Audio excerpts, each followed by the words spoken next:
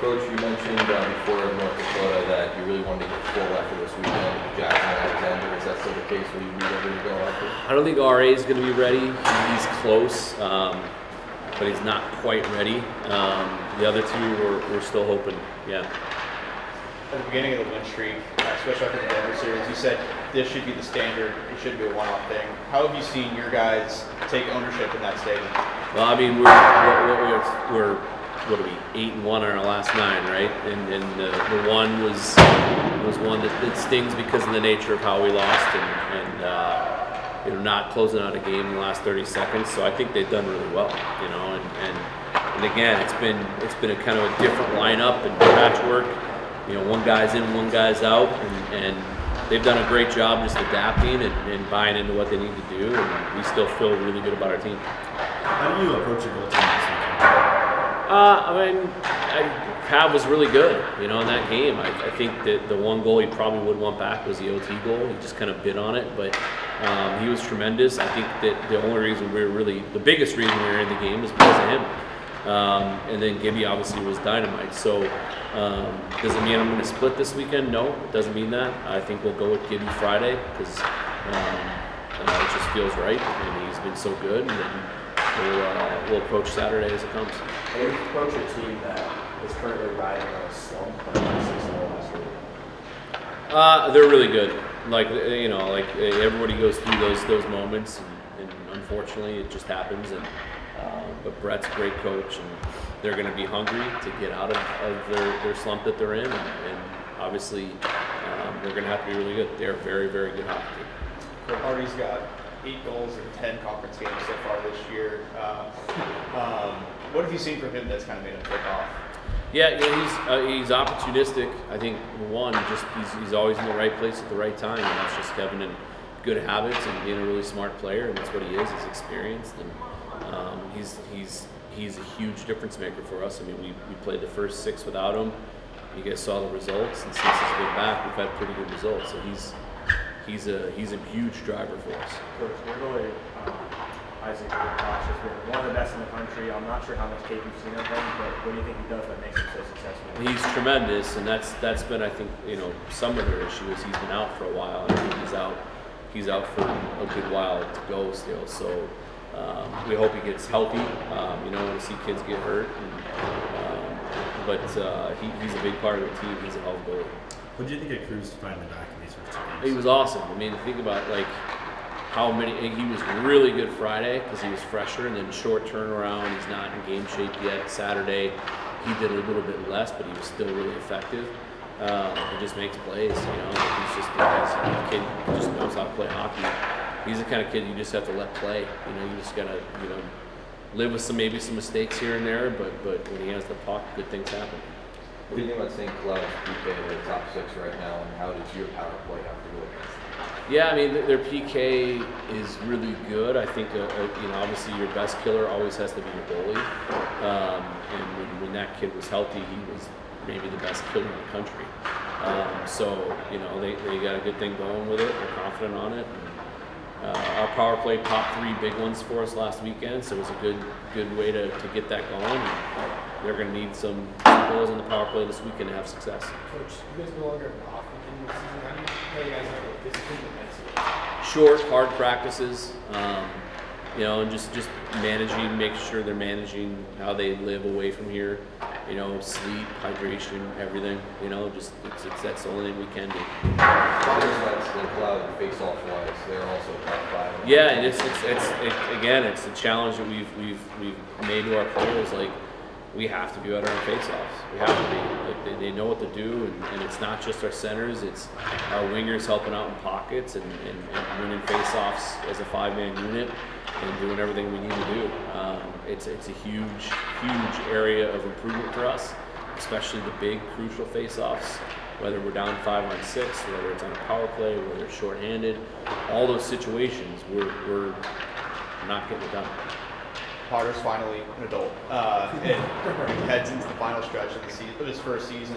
So to speak. Yeah. What's that next step you want to see him take heading down the stretch?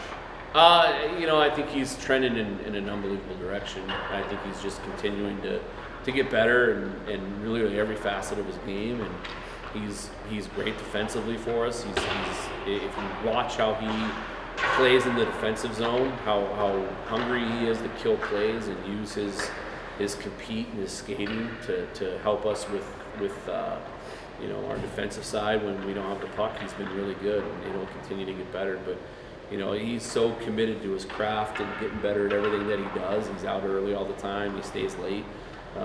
He'll just continue to get better and better. And building off that, NHL Central Scouting had him as the 22nd ranked North American skater for this upcoming draft. How have you seen him handle? Was that today? It came today, out. yeah. How have you seen him handle kind of sort of the expectations and pressure that could put on a kid?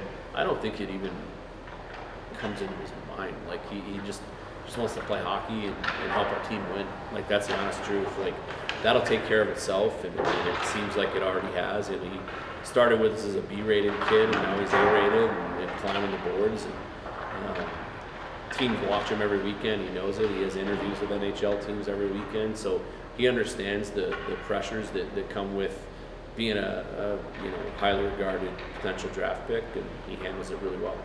You guys have a losing 3-on-3 overtime.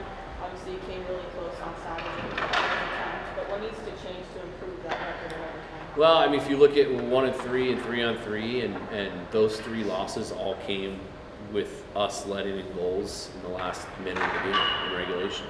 So not closing out games is the main focus. Where closing out games is the main focus when we have leads.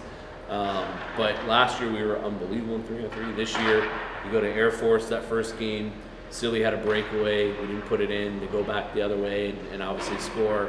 The other one, obviously North Dakota, we have a point blank chance. Silly makes a great play. Potsy puts it back into the goalie.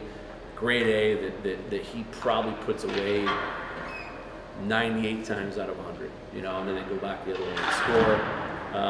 And then the other one was CC. CC in overtime, Ty Jackson hits the inside of a post, and then they go back the other way and they score.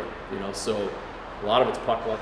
A lot of it is just finding ways to vary our chances. We've gotten the better the chances, really, I think, in every overtime, except for Michigan, the game we tied. Gibby held us in it. I don't think we touched the puck in that overtime. But so in my opinion, that was really the only overtime that we were really bad in, was Michigan. The other 4, I have no issues. We just got to finish chances. How big of a role do you think, obviously Saturday was a pretty big goal, but those face-offs and not being able to complete those face-offs has had on your ability to close out games? Well, the Air Force game, we gave up the goal in the last 30 seconds. Was nothing to do with face-off. We actually won an offensive offensive zone draw, and turned it over, and then we went back for a retrieval and fan on a breakout pass. That's how they scored that one. Where else? This one we obviously lost the draw, but it's not necessarily losing the draw straight up. It's the intensity that we need out of guys when we lose the draw. It's got to be like a penalty kill. It's got to be pressure, not letting them set up, not waiting for the game to end, but going out at the end of the game trying to end the game. Right? We want guys, our 5 guys on the ice ending the game, not waiting for the clock to hit 0. So it's really a mindset thing, and I don't think it's just a face-off thing. We want big wins in the big moments, but even when you don't get them, you can't let other teams set up and just play goalie. Have 5 guys playing goalie and hope that they don't score. You got to want to end the game. It's a mindset thing. Coach, after Friday, you said Anthony Dowd's playing his best hockey so far. What have you seen from him?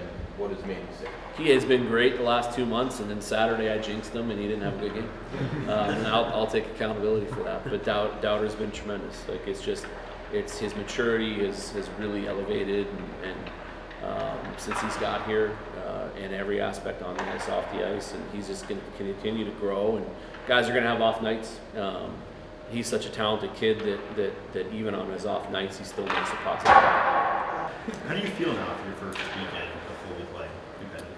Yeah, I mean, super good. A little bit nervous, but it's kind of good to get it off your chest, and a lot to build on going into this weekend. So good. Did it feel like you had to readjust to the game pace, or a couple minutes in, did you feel like you were all right? Yeah, I'd say definitely. I had a lot of adrenaline, so that kind of helped. But I mean, I've been in big games for big situations, and had a good amount of time to practice and kind of get a little bit of conditioning up and stuff. But obviously, there's nothing like playing in a game, so it did take a couple shifts to get used to. But all in all, it felt good. Where do you think you are conditioning-wise after the first week? Good now. Yeah, I mean, I feel really good. I think playing there's nothing like playing games, obviously. So both those games helped a lot. So yeah, I feel good. Cruz, we know you know Bennett very well, but playing on the line with him and Cullen, how was that? I think everyone was kind of impressed how quickly you guys gelled. Yeah. I mean, really good. I'd say first and foremost, I've been played with Jim for a lot of games. I think that was pretty kind of easy to get back to, and I think with Potsy, he's just super fast, quick, smart. He's a guy that I'd say most of the guys in the team, I'd say pretty much everybody would want to play with. Both those guys are really positive guys. Obviously they are scorers, so it's every shift you want to put in the back of the net. So they're two great guys to play with. So yeah. Sitting out with an injury obviously can take a toll mentally. How did you kind of go through that and make sure you're staying with the program? Yeah, I've had one previous injury with my wrist, so I kind of got a feel for that, as well as just kind of like communicating with people who have been there, talking to my PT, as well as just being in the moment, not getting too carried away by the future, but just staying day by day. That helped a ton. And obviously, you always want to look forward to something, and for me, it was getting back to North Dakota, and it did not disappoint. So having something to look forward to is definitely something that helped a lot, and having a great team as well as coaches and staff around me. So. And about that great team, I mean, you sit on the sidelines and the team starts rattling off this long win streak. How much did that kind of add into your excitement coming back into this team? Yeah, I mean it's awesome, especially because I think we had that record for wins in a row, so it's cool. Obviously, you kind of want to be a part of that, but just trying to get on, pick up where we left off. Doing that was great, and being back while we were hot was awesome. And now from here, we're not going to let the foot off the gas and keep going. So, Cruz, for you, you've been on a lot of really good teams back in Wisconsin and top leagues. You, Bennett, Ryan, and other big scorers. Do you think this team has the tools to get to an NCAA tournament like you've been to? Yeah, I mean, without a doubt. Like we have 4 unbelievable lines, 2 great goalies, and not a D I could say a bad thing about. So that's the focus. Not only that is to win national championship too. So I don't think there's anything that we think that can stop us. So like I said too, we don't really like to focus on that. That's not something that's preached in our room. It's what's preached is day by day practice, as well as that next weekend game. So it's obviously something that's in the back of our head, but I'd say every day it's another day working towards that point. So Cruz, you get half a season to play for the rest of the season. What are your goals? Yeah, I'd say make the biggest impact on the team I can. I'm not really a big. I've always said that I think everything works itself out. Not points wise, stats wise. I don't like to look at that kind of stuff. I feel like if you play the game right, the game's gonna treat you well. And I'd say just bring positivity to the team. I think there's a lot of ups and downs during the season, but you kind of gotta let the downs help you out, so stuff like that doesn't happen again. So I'd say for me, just make a big impact, be somebody that's always going to support my teammates, pick them up as well as get on them, but just strive for wins. So that's what I'm trying to bring. As a new guy to the team, sometimes it can be hard to kind of fit in right away. I mean, when you first got here, who were those guys that kind of reached out to you and kind of made you feel at home? Yeah, I would say the biggest one that comes to mind is Tucker Ness. he's from Minnesota. I knew him a little bit when I was younger, but I wouldn't say I was extremely close to him at all. And he was a guy where, you know, texted me, called me, you know, just he's such an amazing guy, as well as just a great teammate. He wants the best for everybody, and it really shows on the ice as well as off the ice. I don't think anyone could say one bad thing about him. He is an unbelievable guy, as well as Schmags. He was, you know, as a captain leader, I think he was the first person to reach out to me, in which that stuff like that just goes a super long way. It's stuff you don't really forget, as well as just everybody. You know, when me as well as there was a lot of guys actually that was their first year coming in, so. Everybody clicked pretty well. You know, there wasn't really anything. You know, everybody when they came in, I would say, you know, felt really good. So yeah, that's a big thing for our team as well as, you know, everybody kind of being on the same page early. Everybody forming, you know, good bonds early, which helped a lot at the start of the season. So. How is it going to be going back to Minnesota and facing off with St. Cloud this weekend? What's your report on that? Good. I mean, I've actually never played St. Cloud at home before or at their place, so should be a lot of fun. You know, I know they're a pretty good team, so should be 2 big games for us. Last one. Can you take us through what was your recovery process like to get back to fully healthy and playing? Yeah, I mean, it was a lot of ups and downs. Yeah, all in all, it was something that, you know, I kind of needed to get done to where I needed to.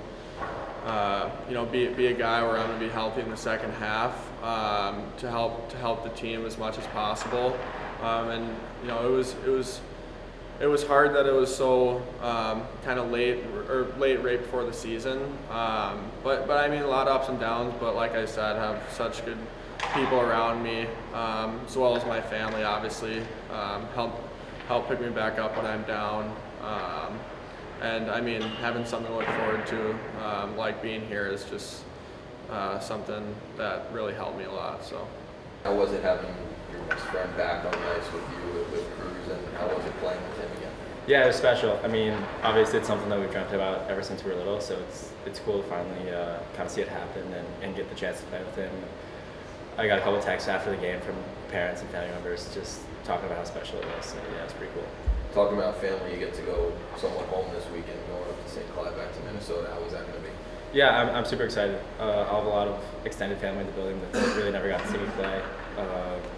Just because, you know, being out east before this, we never really made it to the Midwest, so definitely excited to play in front of some home fans. So yeah. For both of you, on a line with Cruz, you know, how did that? You guys looked pretty good in that series. What did you guys like about playing on that line with them? I think we all move the puck really well to each other, and all have some speed and play the game with speed. So I think we work really well together. Yeah, I think it helps that we're all 3 kind of pass first guys. So we're always looking for each other and finding different ways to go. Guys, both of you playing a program on North Dakota right here this past weekend.